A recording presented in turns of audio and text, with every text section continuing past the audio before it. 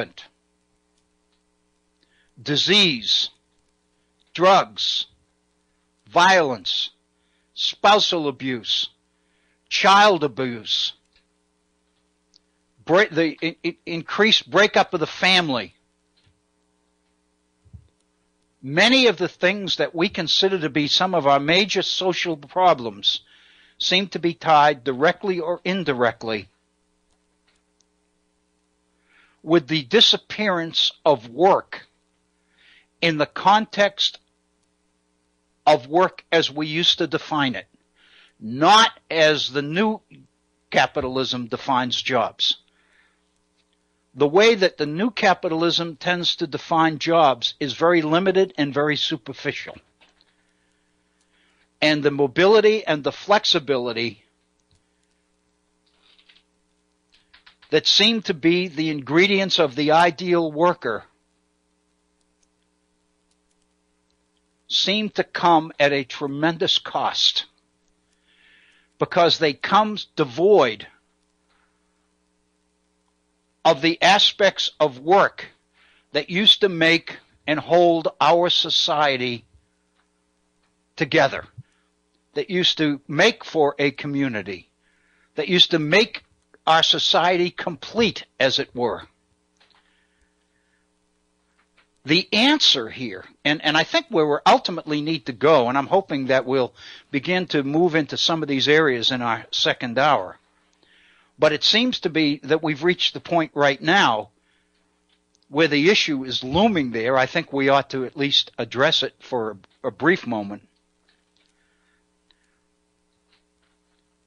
It would seem to be logical that the solutions to these problems seem most likely to lie in our ability to reestablish culture, to reestablish the ingredients of community in a way that they used to work. If jobs themselves aren't going to do it, if the private sector is not going to be able to do it, if global capitalism is creating a world, a competitive world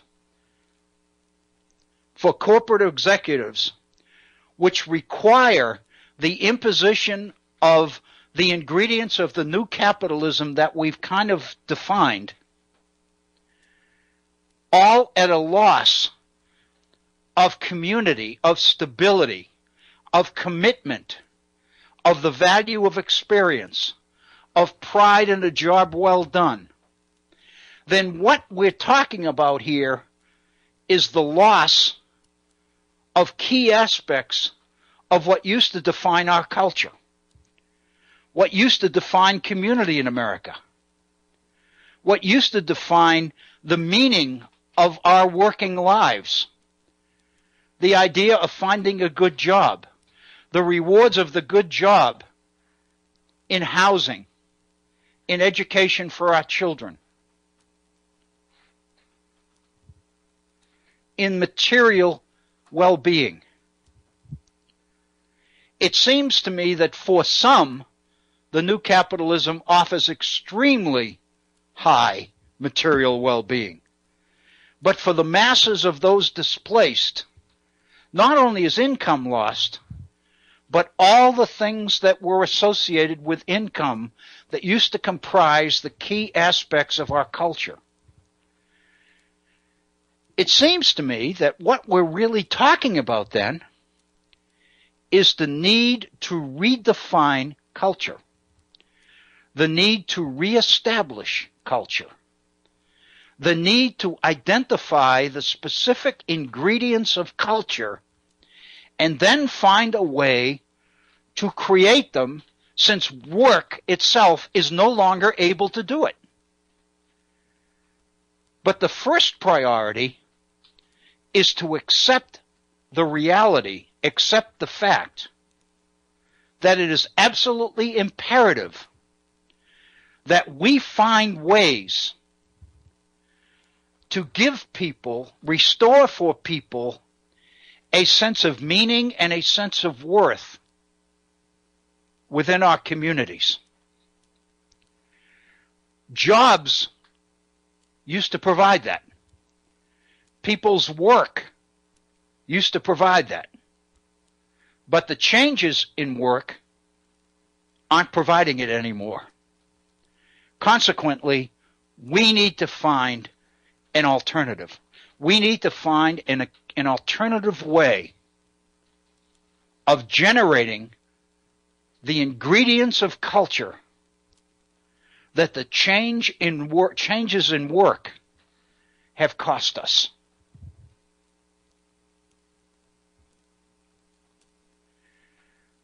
And let me suggest, and this is totally speculation on my part. I don't have any numbers.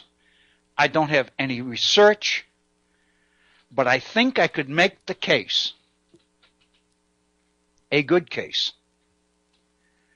It seems to me what is staring us in the face is a definition or a redefinition of the role and values of unions in our society.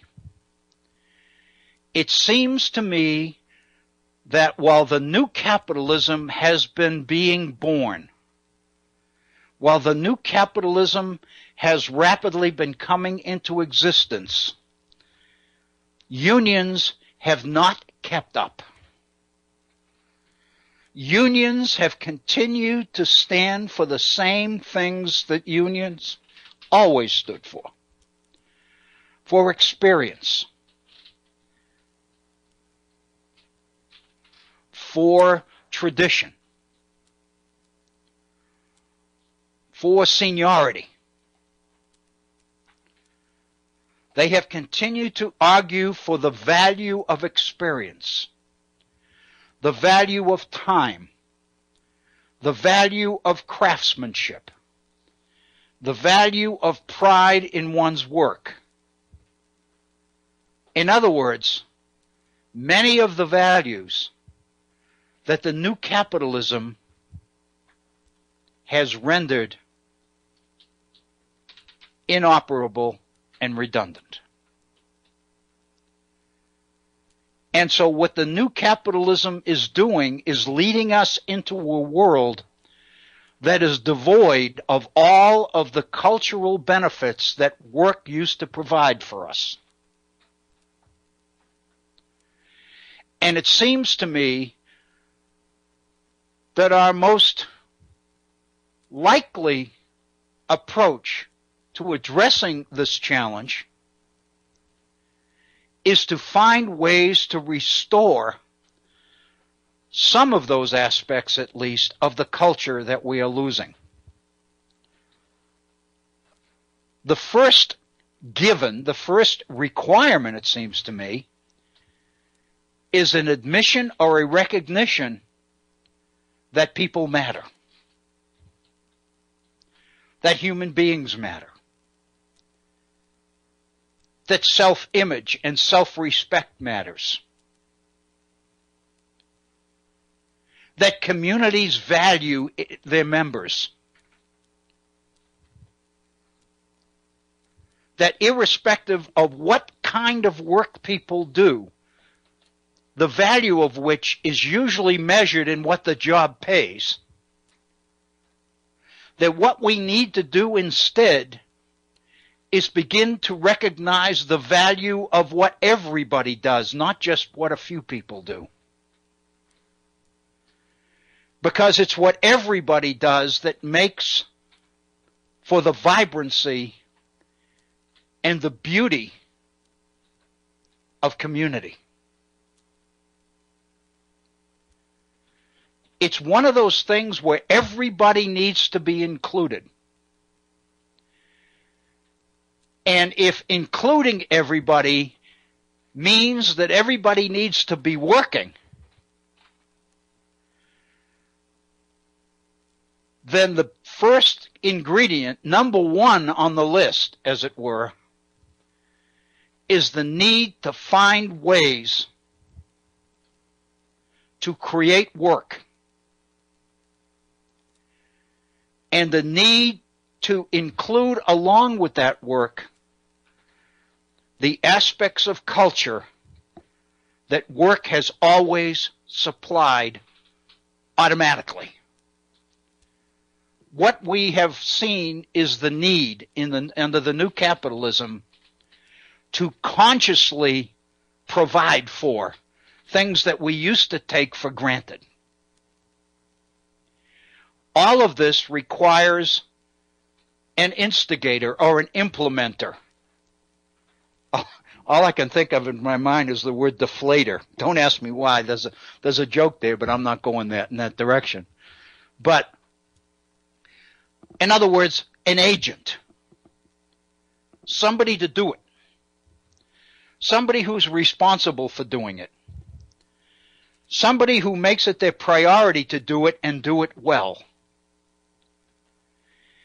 It seems to me that what we're recognizing here is a redefinition of the value of unions, of organized labor. But the traditional objectives of labor need to change at least somewhat. I'm not saying that they need to abandon the interests of workers in negotiations with employers. I don't mean that at all. But what I'm saying is unions have to be they not only have to believe, but people who are not part of the unions have to believe. Society at large has to believe that unions bring something positive to the table, that unions contribute something meaningful to the well-being and the strength and the stability and the security and the happiness and enjoyment of community life. And what that means is unions need to be able to bring to the table many of the things that the new capitalism seems to be happening around, the things that seem to be missing or seems to be disappearing as the new capitalism strengthens around us. And as the value of the millennials become the values of 21st century American society. It seems to me that unions have an incredibly important role to play in this. Because the private sector, corporations, employers aren't going to do it because it doesn't pay. It doesn't do anything to contribute to the bottom line. Unless government pays them to do it.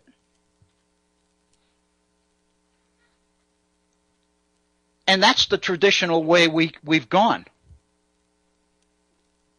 In other words, instead of allowing government to directly inject itself into the process and directly deliver many of these things by itself,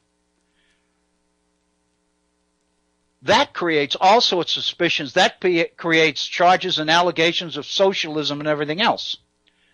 So the argument is, large numbers of influential people are never going to accept government doing these things. That's why Barack Obama came up with the Affordable Care Act that he did, creating a meaningful role for insurance companies in the delivery of health care.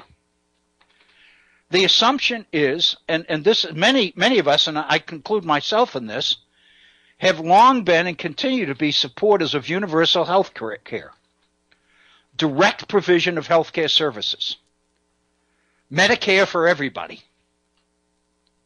Everybody has health care. Everybody can go to the hospital and you send the bill to the government. That's socialized medicine. That has all sorts of opprobrium and negatives and smacks of communism and a violation of freedom and all the rest of it, that, all the things that are used to not only discourage that idea, but to bury it. So it seems to me that the only way many people are going to accept the delivery of these kinds of elements, these kinds of aspects of culture is, if you will, is that it can't be government. And it probably can't be the private sector either, because the private sector can't find profit in it. Unless, as I say, government pays the private sector to do it, or to gives companies or corporations tax breaks for doing it. But the fact of the matter is, when that happens, they usually don't do it very well. They just usually do it well enough to get the benefit, whatever the tax benefit is. It seems to me that the one player in all of this that has everything to gain and little to lose is organized labor. Because organized labor is on its heels. Unions have taken a tremendous beating in recent years. And many people who are not part of unions oppose them. Because what unions have allowed the corporations to do and the employers to do is to define them, is to paint them into a corner as being totally interested only in their own power and in their own self-interest and in the bottom line, namely incomes and prevailing wage and all of these other terms that are thrown around.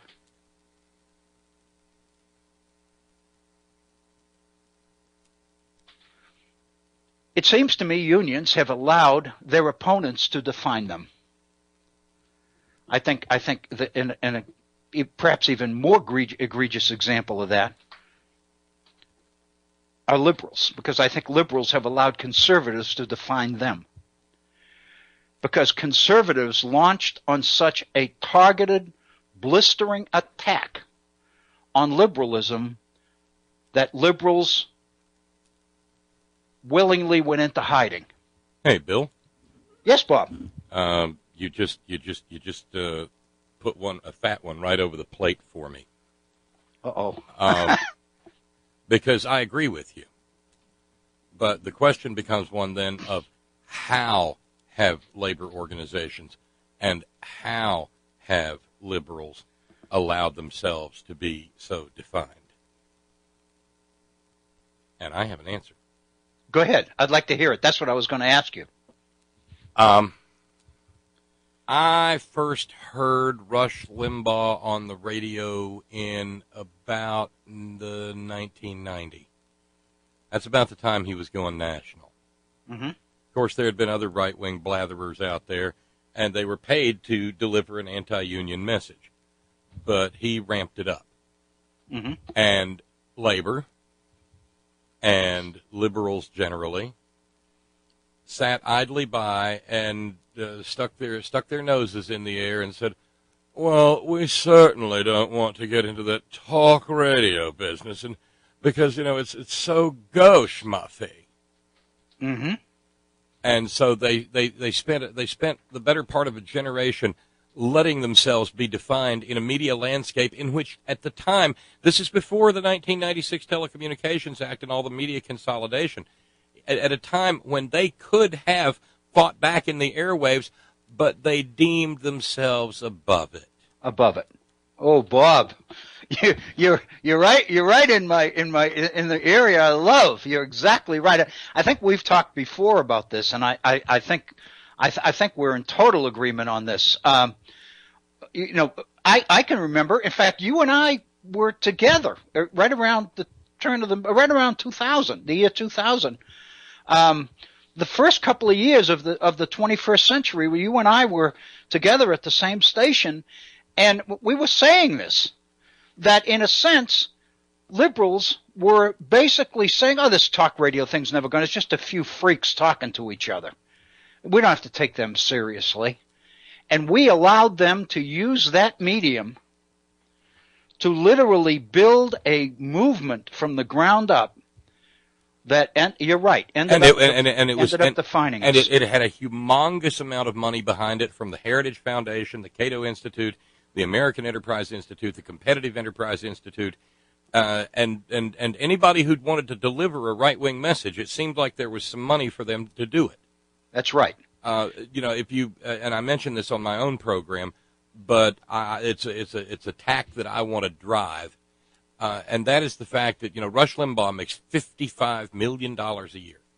There is no way that he is, it's almost statistically, physically impossible that he is selling enough Bose Wave radios and vacuum cleaners that pick up bowling balls and herbal hair tonic remedies that'll grow hair on that bowling ball in order to make $55 million in the capitalist sense of the word. It's impossible.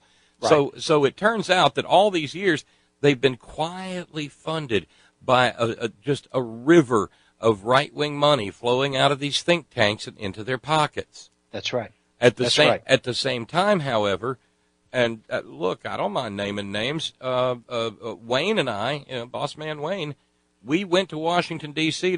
when we were starting the Horn to take a meeting with the AFL-CIO, and we said to him, "Listen, we don't want $1 million. We'd like to have 20,000." Mm-hmm. And the AFL-CIO, with someone standing before them with their little hat in their hands, the richest single labor operation in the United States, had the unmitigated gall to look at us and expect us to believe them when they said, "We're poor." Mm-hmm. And of course they weren't. And it was a week later when we read in the news that some cousin or brother-in-law or something of some member there inside the national headquarters of the AFL-CIO had been awarded a big PR contract. Right. And wasn't it right after this that Air America took off? Yeah, and went down like a paralyzed falcon. It sure did, because by the time it came in, the opposition was too strong. Well, it wasn't just that; it was a terrible business model. Oh, it was. But you're exactly right, Bob. I mean, that's really. A lot of people don't know that this isn't your first go round with the Horn. You were on the Horn years ago, and at that point in time, we were producing 3 hours less per day of original live content programming than Air America. Air America was hemorrhaging $80,000 a day at a time when the Horn was operating on pennies. Right. But the problem remains, and it's a matter of still trying to get them to wake up. I don't know if we ever will. We're out here, and I'm not going to turn this into a fundraising pitch, but we're out here and we try to raise $200 a day, Bill. Right. To keep all of this going. I understand. Providing free, but we don't have any subscriptions. We don't ask anybody to pay for anything. Nothing. We put it out there. People can have it if they want it. Right. And we try to raise $200 a day, and last night we pulled up $125 short. Yeah. And we pull up short a lot of nights. Yeah. But Wayne and I have had some fine doors slammed in our faces. Mm-hmm. But it's not just us. Our colleague here at the Horn, Rick Smith, it constantly struggles to stay alive. Guy James, same thing happened to him. So it wasn't a me and Wayne thing or a me and you thing. It is the fact that the liberal side, the allegedly progressive side, does not understand that they absolutely must compete in the marketplace of ideas. That's right. Bob, you're right. Unions have to stand for something. They can't be just against everything. I mean, the implication is unions are against the employer. They're against the corporation. They're against profit. They're against the bottom line. They're against globalism. They're against world trade. They're against competition. They're against, you can't do that. I mean, you can't survive that way. You've got to be positive. And what this material does, I believe, is provide a context, an opportunity for unions to begin to redefine their message and to begin to bring workers, recruit workers into the union for the services that they provide. Unions can begin to take on the challenge of health care. But unions have to want those members first. They have to want to do it. And what they've traditionally done is control and limit the number of jobs and the number of employees. They've controlled the labor market in order to protect their membership from competition. It's going to be their death if they don't change. Well, and of course the deck is stacked against labor, insofar as we got in the Depression with the Democratic Congress and FDR, we got the National Labor Relations Act, and that allowed people to organize into collective bargaining units, and it allowed the rise and frankly the accumulation of capitalist wealth inside the labor organizations themselves, and that goes back to stuff you've talked about in the past. Yeah, Gompers and all the rest of it. Yeah. Right. But by the 1950s, along comes, with the rise of that Republican Congress, along comes the Taft-Hartley Act. Mm-hmm. And the Taft-Hartley Act did everything it could to limit the ability of unions to organize. Mm-hmm. So that now, we talk, and I think you're right, more people in more unions would mean more people doing well, but it is brutally difficult to organize. I mean, I happen to remember I was in Washington, D.C. on the day after Barack Obama's first inauguration, and Harry Reid stood in a room where I was and looked us all dead in the eye and said, "We will have a card check bill by summer. Mark my words." Well, that's about the time that Blanche Lincoln, the senator from Walmart, stood up alongside Mary Landrieu and Ben Nelson from Nebraska and said, "Well, I don't know. We're having some tough economic times, and I don't know if it would be good for Americans to make more money." Mm-hmm. Mm-hmm. And card check, otherwise known as the Employee Free Choice Act, was deader than Pharaoh's doorknob. Yeah. Yeah. Bob, you're right. I it's interesting because I wouldn't have taken it on to name the names that you've done, but you're right. I mean, everything that you say I agree with, and I think what we're laying out here is the context of a tremendous opportunity. This is an opportunity to re-strengthen and to reorganize and redefine the role of unions and save them. But the irony is, and save them, because the irony is, if they don't take this opportunity, I don't think they can survive. Because see, there's that old saying out there, Bill, about we want to keep our powder dry. Yeah. And we witnessed some of that in West Virginia with the fight over prevailing wage and right to work. That's the example I was going to point out to. Yes. And you get to a point, I mean, keeping your powder dry is a good enough philosophy, but you know what? If you get overrun and defeated, it doesn't matter how much dry powder you got your butt beat with. Bob, when fast food workers this past summer and fall began to actively lobby for a minimum wage increase to $15 an hour, it wasn't unskilled fast food workers that would do it. In reality, this was an opportunity for all labor to get behind one segment of it and to pull together and in the process, strengthen yourself, strengthen your membership, and all the rest of it. But to basically look down upon fast food workers and say, we don't want to be lumped in with them. And I can remember when I covered this some time ago, have made the comment that the divide and conquer strategy is the strategy that employers have used over and over again to defeat labor. That what they basically do is they buy one portion of it in order so that they'll turn against the other. Was it Gould who said, "I can hire half of the working class to kill the other half"? To kill the other half. Yeah. Yes. There's one more element in this, and it's West Virginia specific, but I think people should consider it from a tactical viewpoint, and I'm not trying to just sit here and ruin Wednesday by being all negative, but you know that West Virginia's wealthiest billionaire, Jim Justice, has decided he wants to be the governor of West Virginia for some reason. That's right. That's right. He's a billionaire who wants a $200,000 a year job. But he said he will not take any salary for it. Oh, goody. He did say that. Yeah. Well, I just want to point out something here, and we can write down the date and the time and everything if you'd like. But mark my words. You watch West Virginia organized labor run over and start playing footsie with Jim Justice. You bet.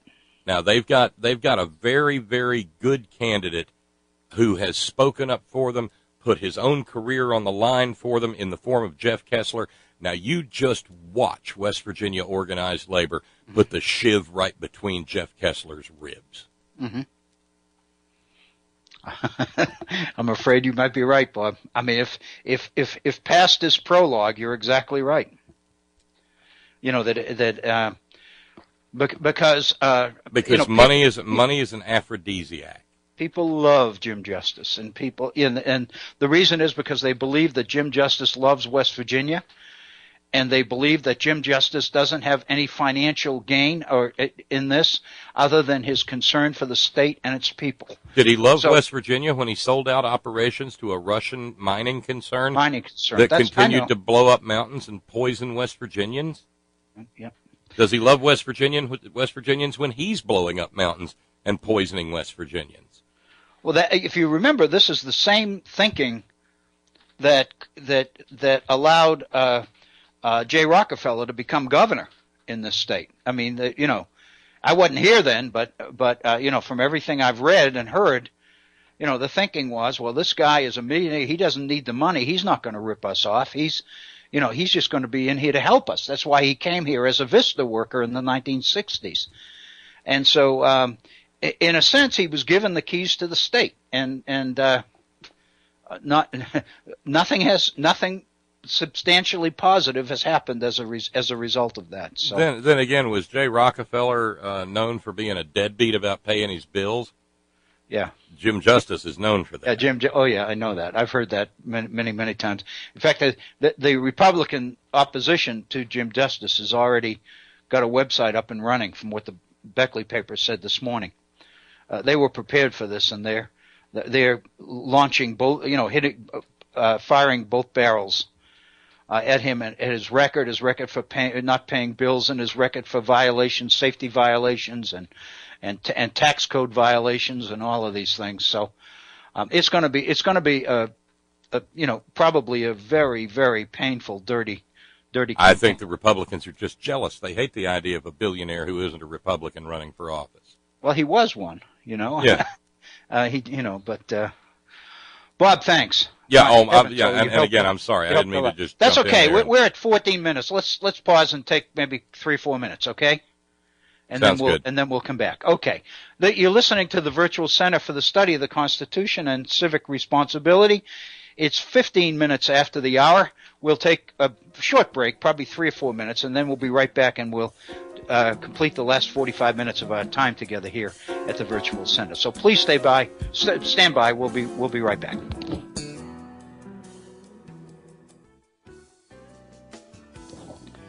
Thank you, Bob Kincaid, and welcome back to the Virtual Center for the Study of the Constitution and Civic Responsibility.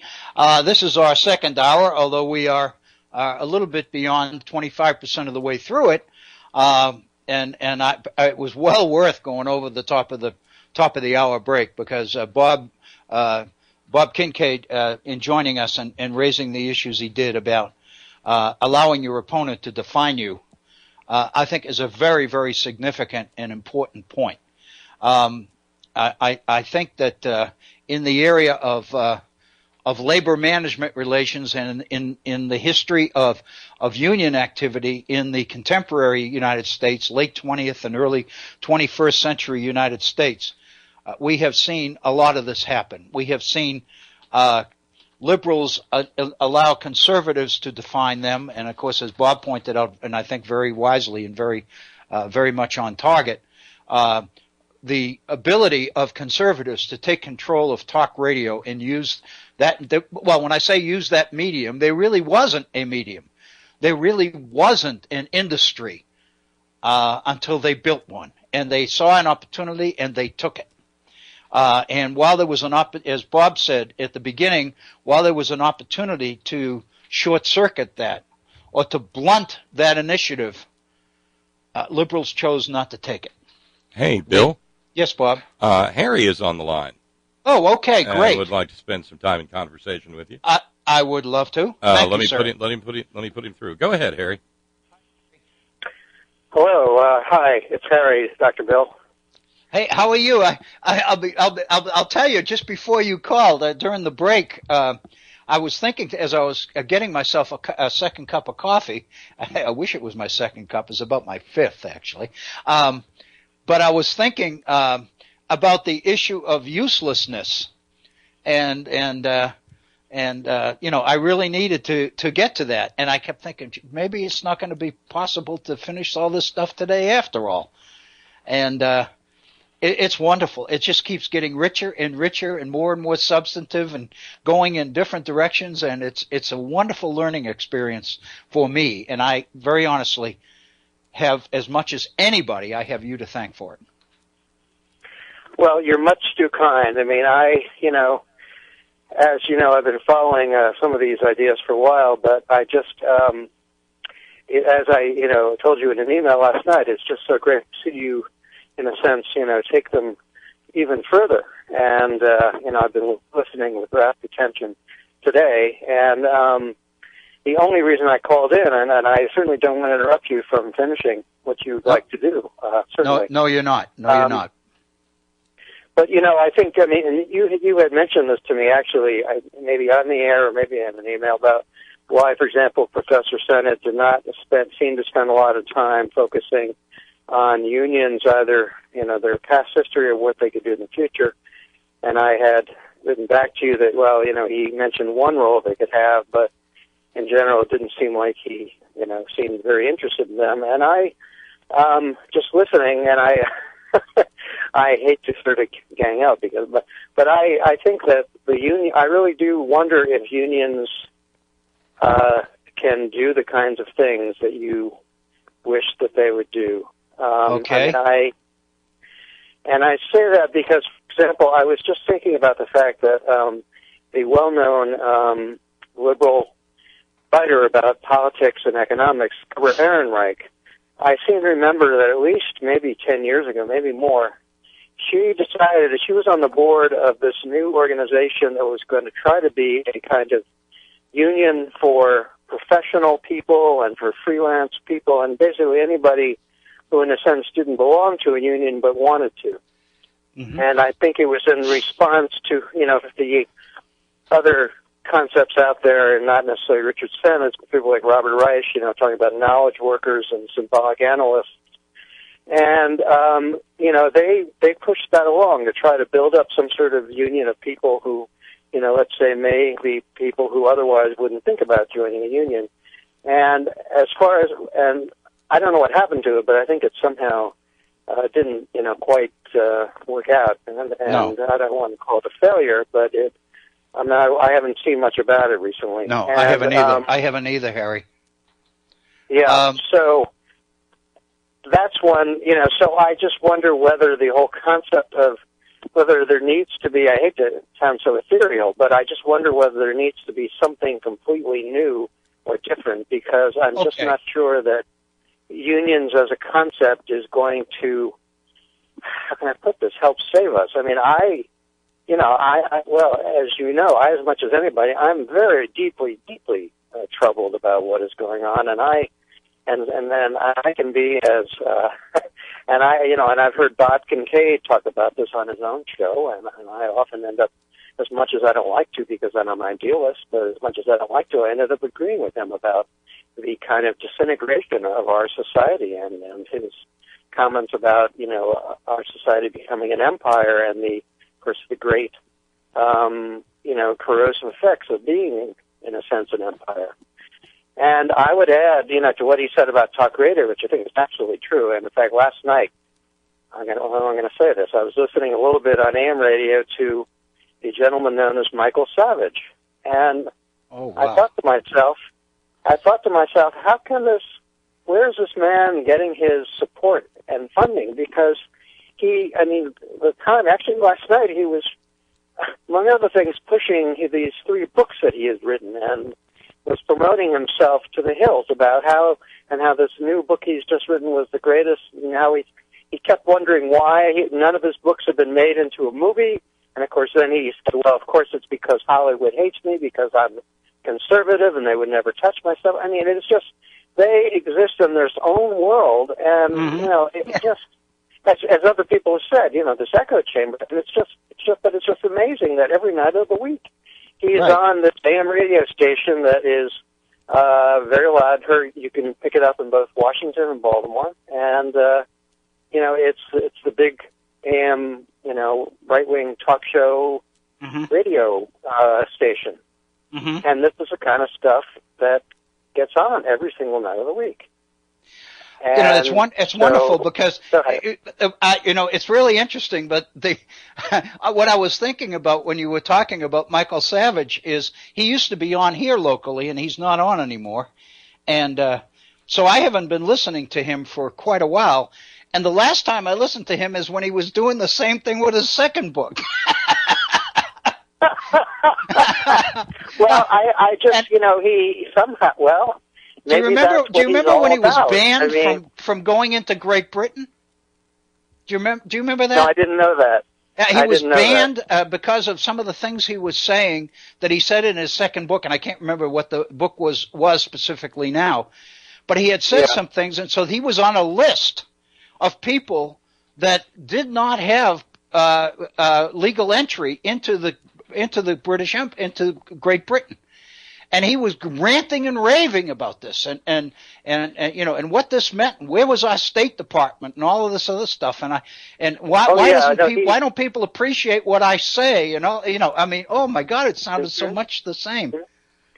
Well, I was just thinking that Bob had on that gentleman who, and maybe Bob can refresh my memory. This was a wonderful gentleman whose father had been in the very much involved in the evangelical movement, and his son was in it when his 20s and then got out of it. And Bob did an interview with him about his, a book that has recently come out. Mm-hmm. I'm sure Bob will come up with a name in a second. Yeah.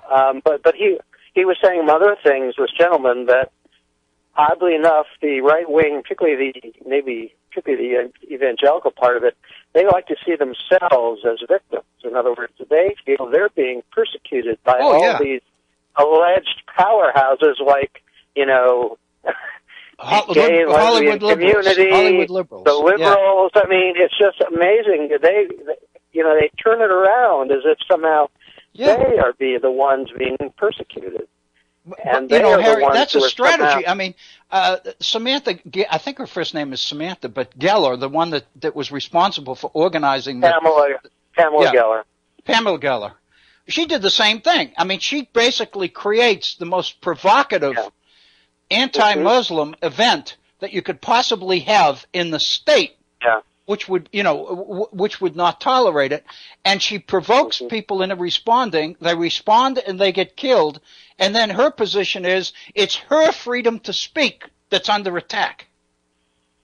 It's really puzzling. It's so at least to me, it's completely puzzling. Oh, but, the other reason. I'm sorry. That's all right. Go ahead. I was going to say, the other thing that occurred to me, and this, I guess, was from your conversation with Bob, and I know Bob knows about this, and it probably just didn't come up, but, this, unfortunately, this attack on, both liberalism and on, what you call culture or, and unions, et cetera, I mean, unfortunately, it's deep-seated in the sense of, we're talking about, really decades, and I don't know if you're aware of, I think Bob certainly is, of this famous or infamous document called the Powell Memo or the Powell Memorandum. We did some programs on it about a year ago. Oh, you did? Okay, all right. In fact, I was going to mention that to Bob, that when he was talking about the Heritage Foundation and the Cato Institute, all those think tanks, all those organizations were born in response to Powell's memo. That's right. Yeah. That's right. It was actually, in fact, he really wrote this amazing game plan. But, I've been, when I first saw the Powell memo, I saw it on, a website that had just, in a sense, transcribed it. But eventually I actually found, believe it or not, a digital copy of the original manuscript. It was typed up on a typewriter. Mm-hmm. And I just was looking at it, during the break, and this is the kind of thing even back that Lewis Powell was doing in terms of, talking about the business community and, wealthy people as if they're being persecuted. And this is a footnote from page 23 of the original typescript manuscript of the Powell memo. And what he says is, he's talking about articles. He's talking about articles that could be put in magazines, from popular magazines to the more intellectual ones. And then he has a little footnote, and it says, one illustration of the type of article which should not go unanswered appeared in the popular New York, and I think it must mean New York Magazine, of July 19th, 1971.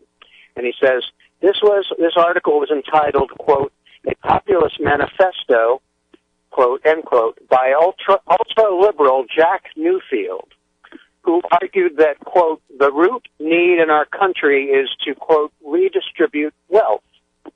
Now, Jack Newfield was indeed, a liberal writer and columnist. He also wrote for the Village Voice when it was a very liberal newspaper.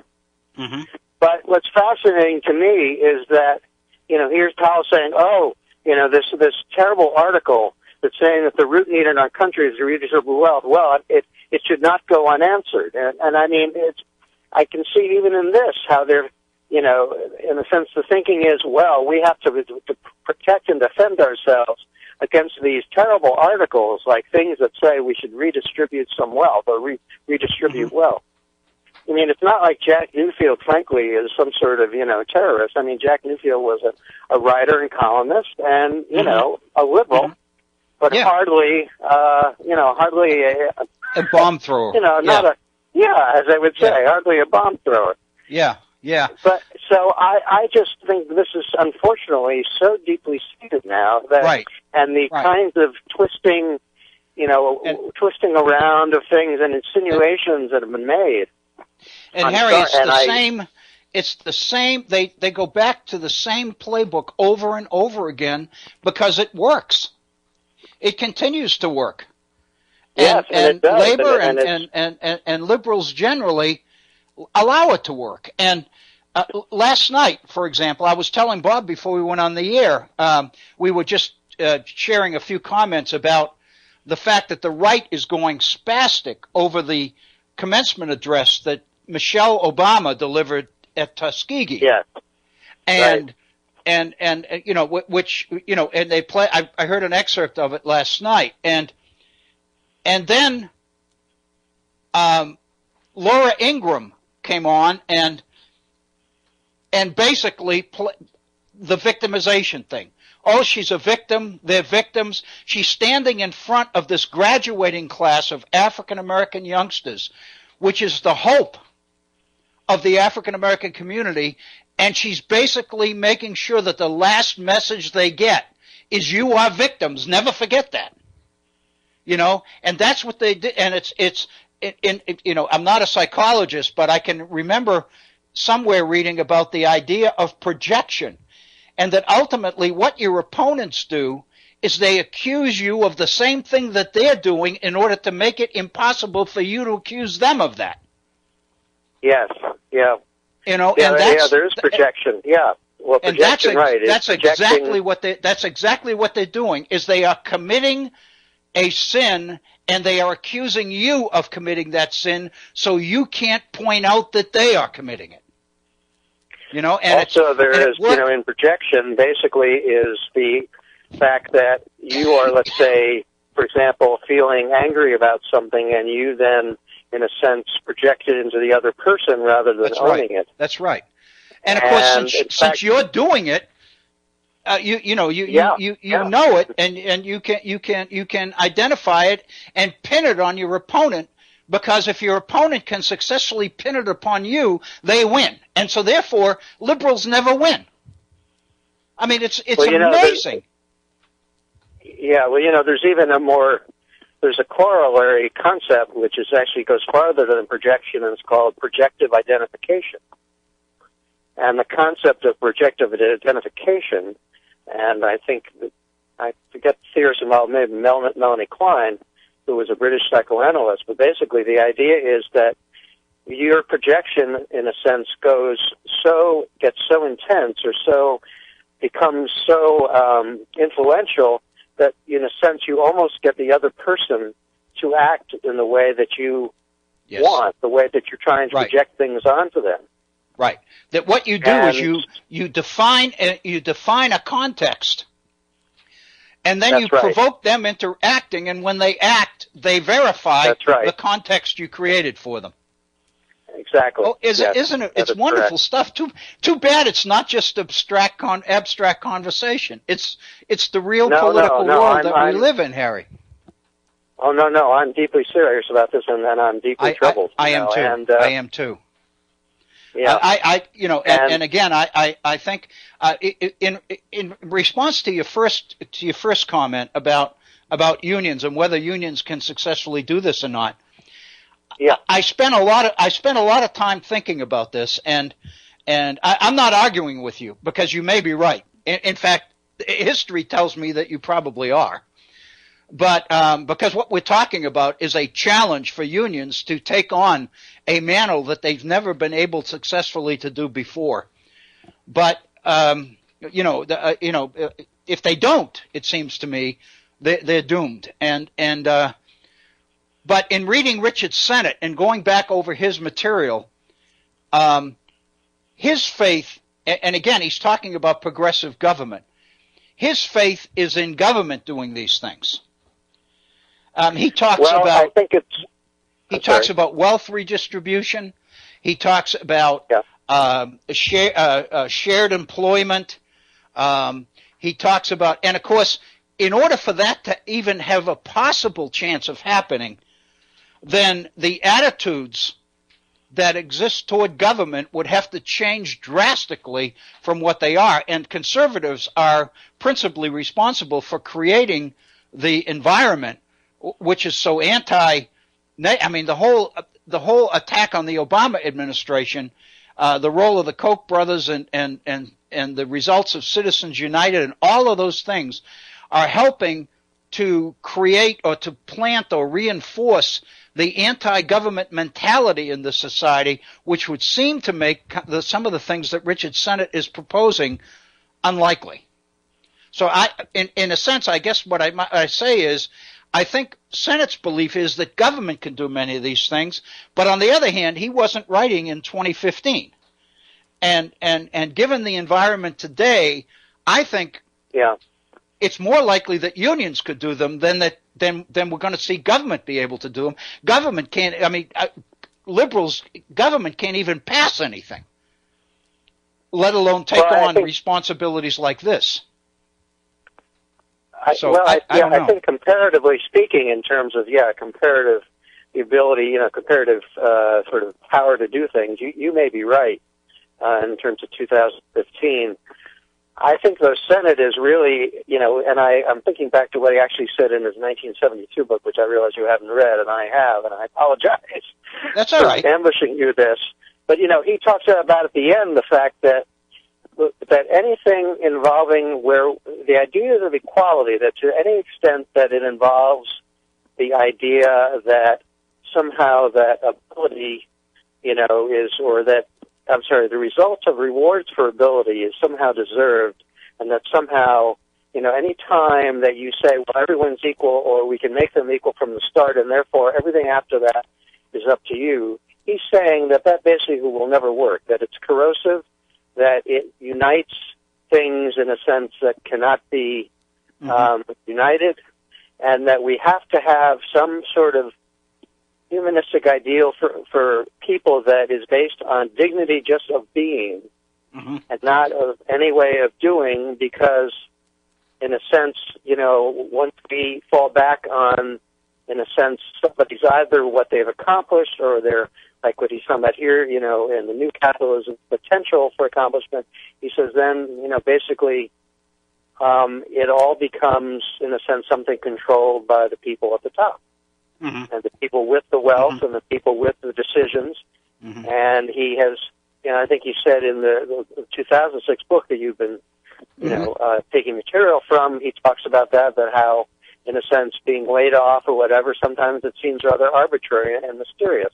And he also talks about that in 1972. Yes. That, in a sense, how do you judge ability when, in fact, it really, each person really is different, and you cannot, ultimately say that just, that one ability or one characteristic of a person is better than the other. And I'm also thinking about what Michael Walzer, the political philosopher, said, I think, in an article I have somewhere in my files from 1973, that basically said one of the problems with equality is that if you say that if it focuses on, let's say, who is better at making money, and so you're judging everybody by the talent of making money, what about the people with talents that don't involve making money at all? Mm-hmm. Mm-hmm. Mm-hmm. Yeah.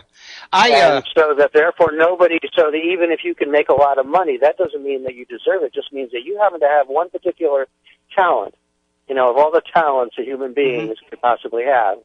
And in our society, we're rewarding that talent for making money, in a sense, disproportionately to other talents. Mm-hmm. Mm-hmm. And the question is, why have we gotten there? And when we talk about greed now, you see, I feel like as if somehow from 1973 to 2013 or 15, we're still there. We're still into money in a way that to me just seems impossible, to go any further with. I don't see how, because it's so corrosive. I agree with you. And I think, what I was thinking of when you just said that about was still into the issue of money. Selling off the so-called commons, literally selling off our national properties and our national wealth for short-term gain. Allowing the oceans and, here in West Virginia, for example, everybody talks about coal and timber and those things, but there's no question that right now what West Virginia has that's really valuable is water. And yet we have sold off our water rights. The American Water Company is owned in Germany. Yes, it seems that way. And Bob recently talked about... And our water is being taken out of here, bottled and sold, and we are required to pay market prices for our own water. Yeah. And we have basically reduced everything to a commodity. Our mountains, our timber, our minerals, everything. And if you think about gas stations and air pumps, where you have to pay 50 cents now to put air in your tire. Even air is a commodity. We have everything that sells. We found a way to repackage and sell. So there's no question that you're right. And I might say that one of the things that probably attracts me to Richard Sennett, and I have you to thank for this, and I'm probably going to read the 72 book. And the reason is because this idea of human dignity that he talked about 50 years ago, in 1972, 45 years ago, is so appealing to me and so important, because I think that's what unions have that corporations don't. Is a feeling or a sensitivity to human dignity, and as life gets, life is prolonged as people's lives are extended, and retirement becomes a much more significant period of time for most people. Then it seems to me the issue of human dignity becomes more and more important. And unions can basically step up, take that, and run with it. They basically can sell the idea of human dignity and retiring with dignity and healthcare with dignity and an income, a lifestyle with dignity, and and and all of these things. And corporations can't do this. They unless you pay them for it, they can't afford to do it. And government can't do it because there's too much anti-government sentiment in the country. It seems to me the opportunity is wide open for unions. But I don't know if the makeup of our contemporary unions. I don't know if the people who are in the forefront of our union movement of organized labor right now are at all capable of doing this. I mean, Bob's story about him and Wayne going to Washington to the AFL-CIO. I may have known that, but I'm not sure I did. And I haven't gotten over that yet. I mean, he said that an hour ago, and I haven't recovered from it yet because I can't, all I've thought about in terms of the Horn, I've thought, once the national AFL-CIO becomes aware of what's happening on the Horn and what the Horn is doing with so little, that I really believe I have faith in the fact that the Horn's financial situation will improve because it's not going to cost that much. Bob said that. I mean, we don't want $1 million. We want $20,000 a year. And to get out this message. And the fact that unions rejected it, and the fact that the Horn has a track record now of expanding and growing worldwide in a global working environment, this seems to me to be an opportunity. The Horn seems to be an opportunity for organized labor to get its message out in ways that Air America couldn't do it. Air America was the other side of the same message that conservative talk radio was sending. I mean, it wasn't anything substantial. It wasn't speaking to people's real needs. I think the Horn is. And I really believe there's an opportunity there. And I believe that there's an opportunity for unions because governments can't do it, corporations can't do it. And as you said, I think maybe what we're hoping for, what we need is something completely different. And of course, my first inclination is to say, well, I wonder what that might be, and how do we find it? How do we do it? And then you mentioned the example of previous efforts to try to get a union of professionals and prominent people, but I don't know. It seems to me that there's a potential market here for union organizing because there's an opportunity for unions to create their own membership and to educate and train their own membership and educate their own membership into a sense of respect and support and appreciation for what unions can do for them in the future once they are able to make clear what the environment is like and why membership and organization become so important in the 21st century world. It seems to me an opportunity that is incredible. Well, I understand your reasoning, and I understand why you would, see a great opportunity for them. And maybe because also I've worked in Washington, D.C., I guess I'm and seeing, the union headquarters and all that. I guess I don't know. I'm not sure that they are. I understand. Philosophically capable of making that transition. I agree with you. I agree with you. I think that the people that we would have to depend on now to take up the cause aren't capable of doing it. Not only aren't they inclined to do it, but they're not capable of doing it. I think what we're basically looking for is the emergence of a whole new group of leaders, people who can. And I think that potential of that is exciting. And I'll be honest with you, and I think Bob and Wayne can both attest to this, that, for the last couple of years, I've been seeing the Horn as being an instrument to help make that happen. I really. The thing that I would say, I'm sorry. That's all right. Go ahead. I was just going to elaborate on what I said. I think that in a strange way, I think that, Bob Kincaid and I will. I don't mean to embarrass him, but no, he's been so resourceful with so little, and this is why I think, and that the whole value, the problem, part of it has to do with the value system of our resources, because if it's, as Bob always says, because money.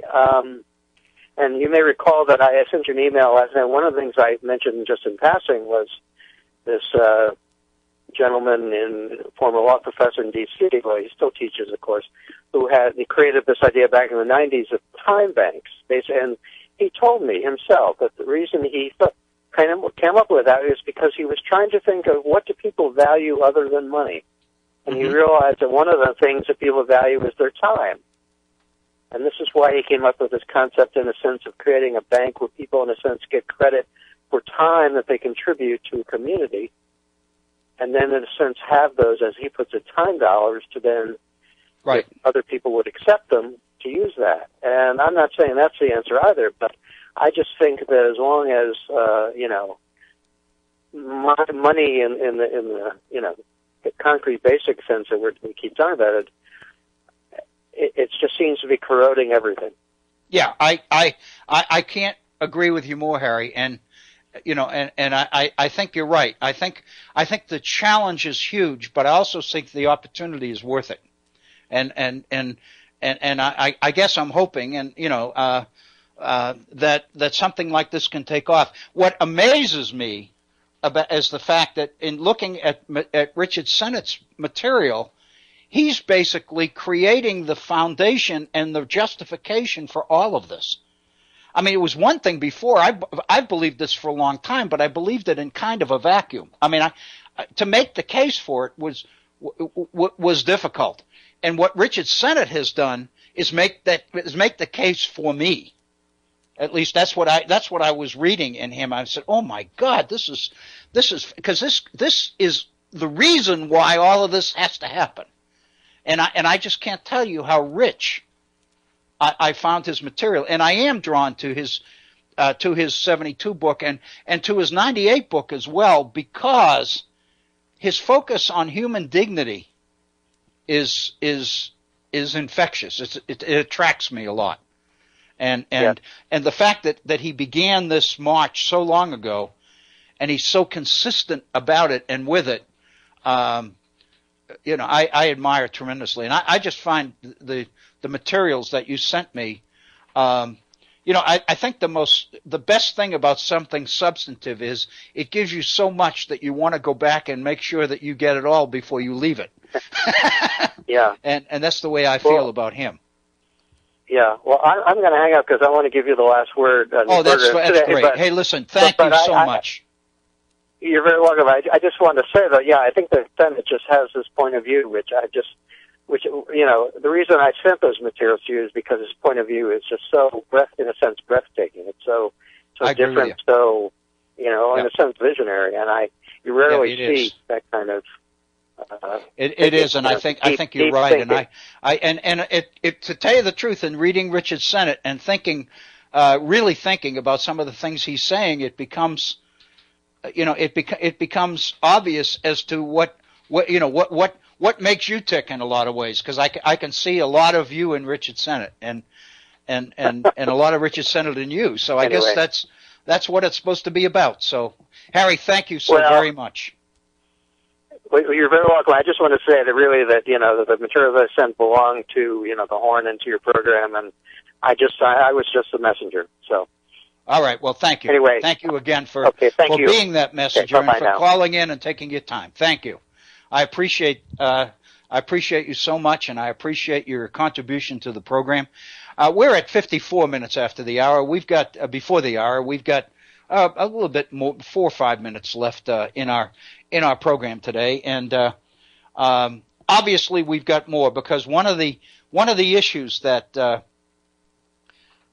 Sennett deals with in some substance, some real serious content, is the issue of uselessness and the extent to which the new capitalism, if you will, seems to foment a sense of uselessness. And I think we need to deal with that. I think we dealt with it some yesterday and the day before when we talked about the extent to which the industrial system itself creates uselessness, an element of uselessness. At least it discourages the human traits, the human qualities that one would expect could counter a sense of uselessness.